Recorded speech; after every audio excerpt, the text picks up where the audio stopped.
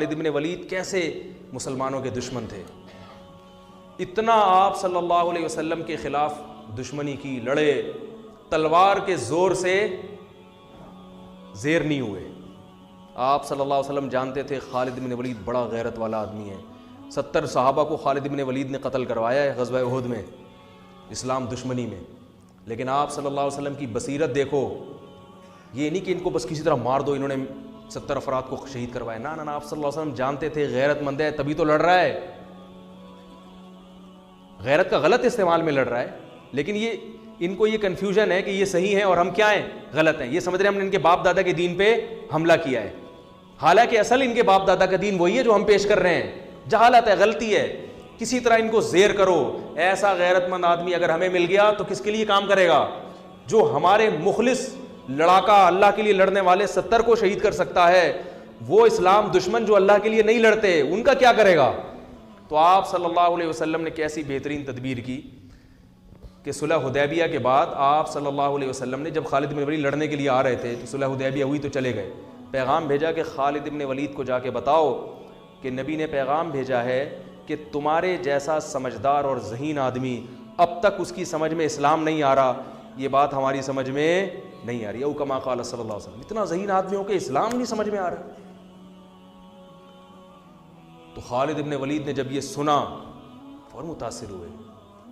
انسان اپنی تعریف سن کے خوش ہوتا ہے. عزت دار لوگ جو ہے نا وہ پیشانی سے پکڑ کے گالیاں دے کے نہیں لین پہ آتے ہیں.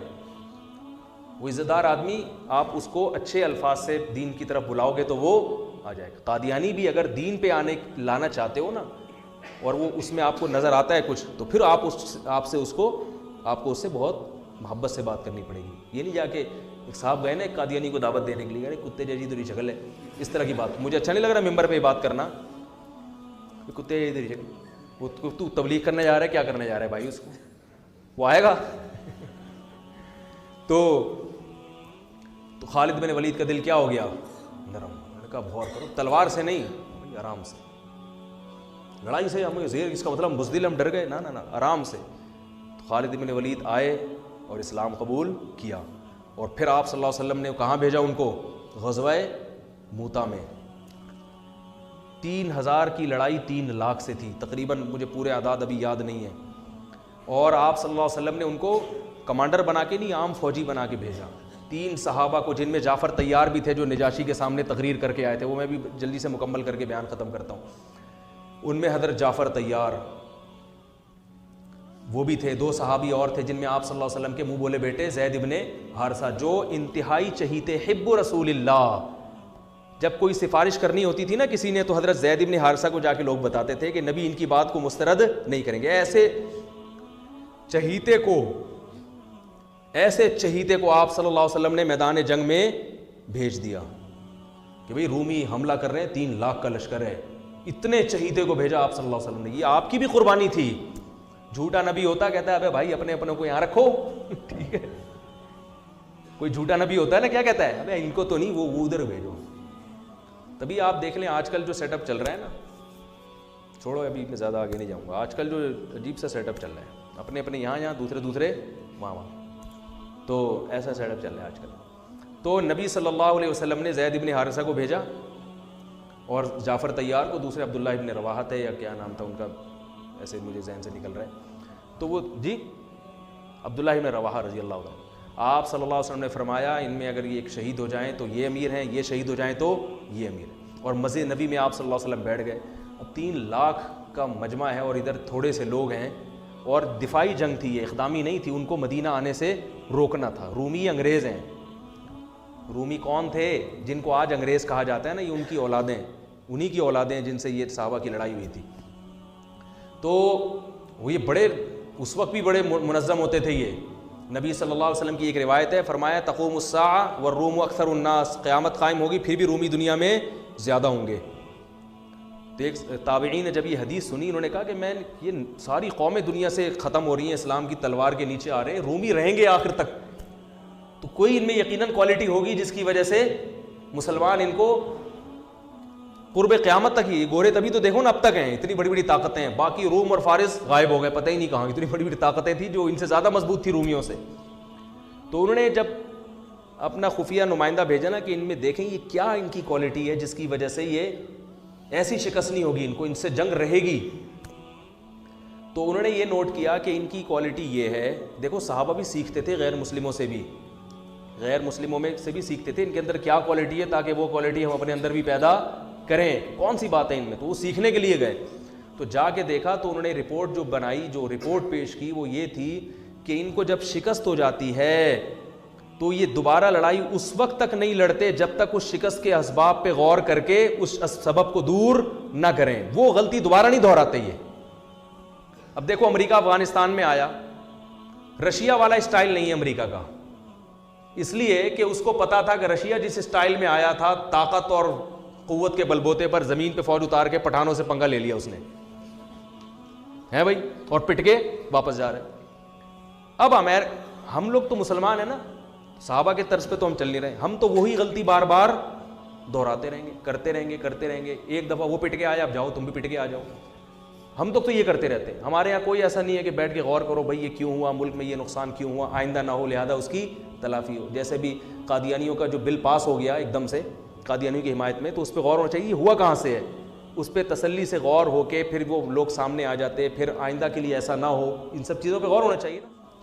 تو میں یہ عرض کر رہا تھا کہ خالد ابن ولید رضی اللہ تعالی، وہ جو تینوں شہید ہو گئے اور ایسی جنگ لڑی ہے انہوں نے. عبداللہ ابن رواحہ نے فرمایا، گوشت کھا رہے تھے انہوں نے چھوڑ دیا، انہوں نے فرمایا کہ زمانہ بہت طویل ہے، دیکھ لیا نا نہیں ٹک سکتے، ان کے سامنے لڑائی لازمی ہے. تو ایک صحابی نے تو اپنی بیوی کو طلاقیں دے دی وہاں کھڑے ہو کر. انہوں نے کہا بیوی یاد آ رہی ہے جس کی وجہ سے میں جنگ میں لڑ نہیں پا رہا، تو اس کو طلاق دی تاکہ اب نہ بچوں کی فکر نہ بیوی کی فکر. اب کیونکہ لڑائی اتنی سخت تھی، ظاہر ہے کوئی ریشو نہیں بنتا نا، اتنے بڑے لشکر کو بھگانے کا کوئی تناسب ہی نہیں بنتا نا، کوئی جنگ کا کوئی کچھ تو ہو. تو اب تو ظاہر ہے صرف جذبہ ہی ہے اور بھرپور لڑائی ہے موت کی. تو وہ موت کی نیت سے تلوار لے کر کود پڑے. یہ ہیں صحابہ جن کو رافضی لوگ گالیاں دیتے ہیں، جن کو برا بھلا کہتے ہیں. تو تلوار لے کر میدان جنگ میں کود پڑے اور شہید ہو گئے. ان کو چانس ہی نہیں تھا. تینوں جب شہید ہو گئے ہیں تو لوگ پریشان ہوئے کہ اب کس کو کمانڈر بنائے. تو لوگوں کی نظر آئی خالد بن ولید پر کہ یہ میدان یہ 70 انہوں نے وہاں اتنی زبردست جنگ لڑی تھی تو یہاں بھی لڑ سکتے. اور آپ صلی اللہ علیہ وسلم مسجد نبی میں بیٹھ کر صحابہ کو یہ پورا واقعہ سنا رہے ہیں. اللہ نے بطور معجزہ آپ کے سامنے پورا وہ جنگ کا واقعہ آپ کے سامنے رکھ دیا. آپ صلی اللہ علیہ وسلم نے فرمایا عبداللہ ابن رواحہ شہید ہو گئے، حالانکہ بہت دور تھا یہ مدینہ سے، اور آپ صلی اللہ علیہ وسلم کی آنکھوں سے آنسو جاری. یہ معجزے کے طور پر آپ نے بتایا. پھر آپ نے فرمایا کہ جعفر طیار شہید ہو گئے، وہ بھی شہید ہو گئے. انہوں نے جھنڈا ہاتھ میں لیا اور وہ بھی شہید ہو گئے. اور آپ صلی اللہ علیہ وسلم کی آنکھوں سے جعفر طیار تو بہت زیادہ چہیتے تھے نبی صلی اللہ علیہ وسلم کو. حضرت علی کے بعد سب سے بڑا مقام اہل بیت میں حضرت جعفر طیار رضی اللہ تعالیٰ عنہ کا سمجھا جاتا تھا. تو آپ صلی اللہ علیہ وسلم نے صحابی کو خبر دی کہ جاؤ ان کی 4 بیویاں ہیں، ان کو جا کے اطلاع دو کہ وہ شہید ہو گئے ہیں. پھر ان کے بچوں کے سر پہ، ان کے چھوٹے چھوٹے یتیم بچے تھے حضرت جعفر طیار کے، ان کے سر پہ آپ صلی اللہ علیہ وسلم نے پیار کیا. اور آپ صلی اللہ علیہ وسلم ان بچوں کا پھر بہت خیال کیا کرتے تھے. تو وہ عورتوں کے رونے کی آواز آئی، بڑا دلچسپ واقعہ ہے. پھر آپ صلی اللہ علیہ وسلم نے منع کیا کہ ان عورتوں کو کہو کہ اپنی آوازیں پست کریں، گھر کی 4 دیواری سے آواز ان کی باہر نہ نکلے. بڑے خوبصورت جوان تھے حضرت جعفر طیار اور نبی کے چہیتے تھے. اور غزوہ بدر میں حضرت جعفر طیار کی بڑی قربانیاں تھیں. جب یہ آیا ہے نا کافروں کا لشکر بدر میں سامنے، اور کافروں کے سردار آئے کہ حل میں مبارز کوئی ہے ہم سے لڑنے والا، یعنی پہلے ہم سے لڑے پھر ہم دونوں میں سے کوئی قتل ہوگا تو پھر جنگ شروع ہوگی. ایسے بھی تھے. تو ادھر سے کون آئے؟ پہلے کچھ انصاری صحابی آئے. تو وہ جو ولید ابن عقبہ تھا نا، ولید ابن عتبہ، اس نے کہا نہ ہمیں اپنے جیسا چاہیے.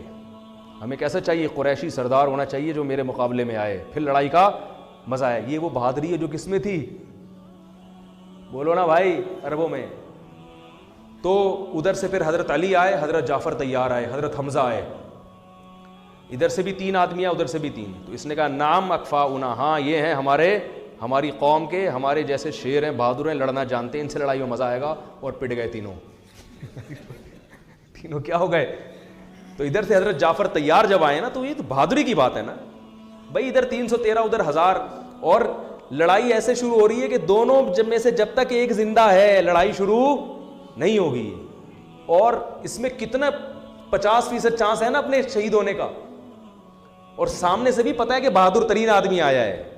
کمزور ہو تو آدمی کہتا ہے میں جاؤں یار, میں بسم اللہ کروں, بلکہ اس میں بھی نہیں جائے گا, وہ کیا یار پٹ پٹا ہی نہ جاؤں میں. تو ایسے صحابی تھے جعفر طیار, اور وہ غزوہ موتا میں نبی کے کیسے چچا زاد بھائی شہید ہو گئے. تو آپ صلی اللہ علیہ وسلم کی آنکھوں سے آنسو بہہ رہے ہیں, اور آپ نے فرمایا کہ وہ بھی شہید. پھر آپ کے جو چہیتے, حب رسول اللہ, نبی کے چہیتے, حب کا ترجمہ اردو میں کیا ہوگا؟ چہیتا. کہتے ہیں نا بڑا چہیتا ہے, لاڈلا ہے, نبی کے لاڈلے, جن کو آپ صلی اللہ علیہ وسلم نے لے کے کئی سال پالا ہے. اتنی محبت دی کہ جب ان کے اصل باپ دادا آئے نا ان کو لے جانے کے لیے, تو انہوں نے کہا نہیں میں نہیں جاتا, میں ادھر ہی رہوں گا. اتنی محبت ہو گئی تھی. اطلاع آئی کہ وہ بھی شہید ہو گئے. تو اب آپ صلی اللہ علیہ وسلم نے فرمایا قد اخذ الرایۃ سیف من سیوف اللہ, اللہ کی تلواروں میں سے ایک تلوار نے جھنڈا ہاتھ میں لے لیا. اس میں اشارہ تھا کہ اب یہ تلوار ٹوٹے گی نہیں, کیونکہ یہ کس کی تلوار ہے؟